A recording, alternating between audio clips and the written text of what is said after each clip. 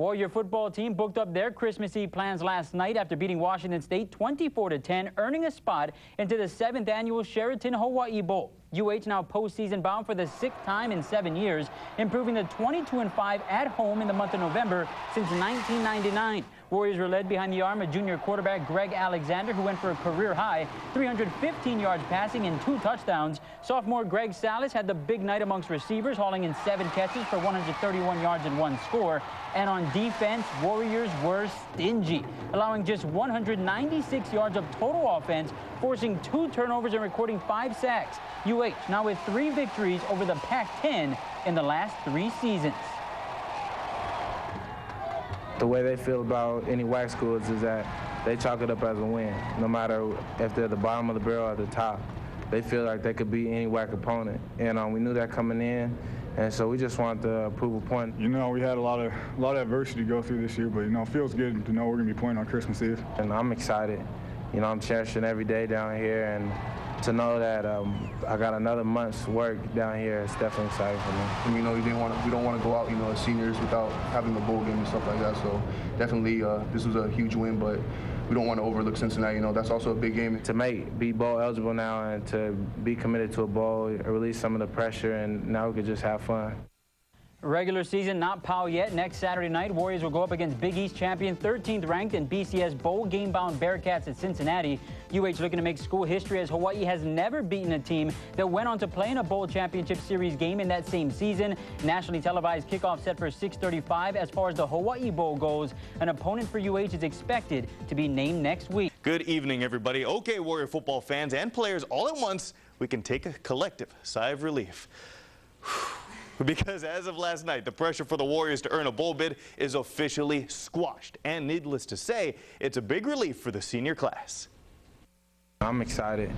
I'm cherishing every day down here, and to know that I got another month's work down here is definitely exciting for me. It just shows, the character of our team and, the senior leadership, by Adam and Solly and stuff, when we're down and stuff, they just picked us up.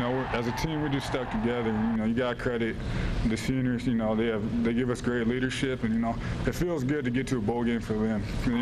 Most of those guys been here for 4 years and busted their ass, so it feels good to get that extra game for them. And talk about relief. Back in September, Coach Mack promised that this team would go to a bowl game over his dead body. Now, that's a situation that he will not have to put himself in. Well, I got a reprieve. I really, honestly, I feel a real responsibility to not only my players and my coaches and their families, but I've always said that we are Hawaii's team. I've been a head coach in a small college and never had a losing season, and I hope that I never have a losing season here. Billed as a must-win game, the University of Hawaii football team did not disappoint. The Warriors beat Washington State last night and have now accepted an invitation to the Hawaii Bowl. KHNL News 8's Brian Ojima has more on the game that moves the Warriors into the postseason. After their loss at Boise State on October 17th, the Warriors refocused on their team goal of reaching the Hawaii Bowl. Since that time, the Warriors have won 4 of 5 games, capped off by last night's victory over Washington State. They're a Pac-10 team, and the way they feel about any WAC schools is that they chalk it up as a win. No matter if they're the bottom of the barrel or the top, they feel like they could beat any WAC opponent. Historically, the Warriors haven't fared well against Pac-10 teams, going just 13-34 all time. But with their victory over the Cougars, UH has now won 3 straight at home against Pac-10 opponents, and most importantly, are headed to the Sheraton Hawaii Bowl.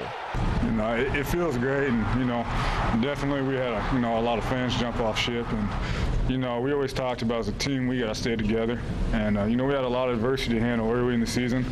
And, as a team, we just stuck together. You got to credit the seniors. They give us great leadership, and, it feels good to get to a bowl game for them. The win also assures Greg McMackin of a winning record in his first year as Warriors head coach, an accomplishment he takes great pride in. I've been a head coach in a small college and never had a losing season, and I hope that I never have a losing season here. The Warriors will finish the regular season at home next weekend against Big East champion Cincinnati. In Manoa, Brian Ojima, KHNL News 8. We're working to have a winning season and go to a bowl game. we're going to go to a bowl game over my dead body. Do you remember when he said that? That was head coach Greg McMackin sticking his neck out and making a bold statement after a loss to San Jose State and starting the season 1-3. But we don't have to worry about that now. Last night, the Warriors secured a spot and accepted an invite to the Hawaii Bowl after winning their 7th game of the season. It came last night against Washington State. Cougars are entering with a disappointing 2-10 record, treating the game, though, as if it were their bowl game. But Hawaii came out firing away, scoring twice in the first quarter. Greg Alexander hitting Greg Salas for the 19-yard score. His second effort, though, check this out, put Hawaii up 7-0. Now, Hawaii defense was having some fun as well, making a stand in the next series, including a sack by John Finotti. Warriors with 5 sacks in the game. That gave Hawaii back the ball, and on the very next series, they find the end zone again, going 61 yards in 8 plays. Greg Salas was the high man for the Warrior receivers. 7 receptions for 131 yards, and you saw the touchdown. His 28-yard gain there helped get it close enough for Daniel Libre to punch it in from 2 yards out. It was 17-3, Warriors with the lead at the half, but Washington State came out fired up for the second half, finally able to get into the end zone, driving 53 yards in 8 plays, capped off by the 1-yard run by Dwight Tardy, closed the gap to 17-10. Hawaii, though, had bowl game on the mind and hit pay dirt one more time in the third quarter. A 44-yard toss and snag from Alexander to Mike Washington. Alexander finishes 19 of 34 for a career high, 315 yards and 2 TDs. And threw his first interception in 151 pass attempts. That's not bad. Hawaii secures its 3rd straight winning season and 3rd straight postseason berth, 24-10 over Washington State. They kind of look down on us as a WAC team, but at the same time, their defense, they got a great defense over there. We watch them on film, and they fly around and they get after it. So we knew it wasn't going to be easy, but we did enough to win. It's always satisfying to win. I think that's why I play the game, and when we went through those tough losses, we definitely had our doubters, but our team stayed strong. I definitely wanted to jump on them fast and get off to a fast start. That's what we talked about doing, and we did that, and then kind of fizzled away, but all that matters is we got the W. You like the hat, yeah? After the game, Coach McMackin, along with Athletics Director Jim Donovan and Chancellor Virginia Hinshaw, accepted an invite by Executive Director Dave Matlin to play in the Sheraton Hawaii Bowl on Christmas Eve against an opponent yet to be determined. It's my privilege to invite the University of Hawaii Warriors to the 7th annual Sheraton Hawaii Bowl here on December 24th at 3 p.m. We won't know until next week. If Arizona State wins next week, we'll have enough Pac-10 teams, so we'll get a Pac-10 team. But it's really it's tough to speculate right now. It's a thrilling day, and looking forward to them playing on December 24th.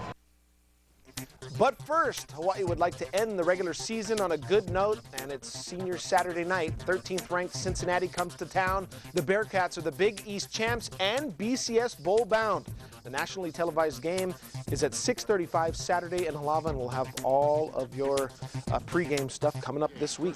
To the BCS standings now, and for the 5th week in a row, the Crimson Tide rule the land. Alabama coming off a big 36-0 win yesterday over Auburn, snapping their 6-year losing streak in the Iron Bowl. They are number 1. As for the rest, Oklahoma jumped Texas for 2nd, and a spot in the Big 12 championship game. Longhorns were just, get this, .0128 BCS points out. Florida is 4th and will play Bama in the SEC Championship next Saturday. USC moved to 5th and can earn a Rose Bowl bid with a win over UCLA on Saturday. And Utah is 6th, meaning that Boise State is likely out of the BCS party, sitting in the 9th spot, and Ball State is 12th, but like the Broncos, are on the outside looking in and undefeated. Former Warrior receiver Devon Bess has been, at best, a 3rd option in the Miami offense, but Bess has been consistent, catching a pass in every game this season for the Dolphins. And it pays to be consistent. Today, the rookie free agent was rewarded with his first NFL start, and he didn't disappoint. In motion, going to the top of your screen, against the Rams, Chad Pennington hits him in stride with a 12-yard pickup. That set up a Ronnie Brown score, and then a little later, off the play fake, Bess makes the nice over-the-shoulder snag to help set up a field goal. Then Bess gets open again. This time he's going to rumble for 36 yards. He totaled 84 yards on 6 catches. That's a career high, and it came in a 16-12 win over the Rams.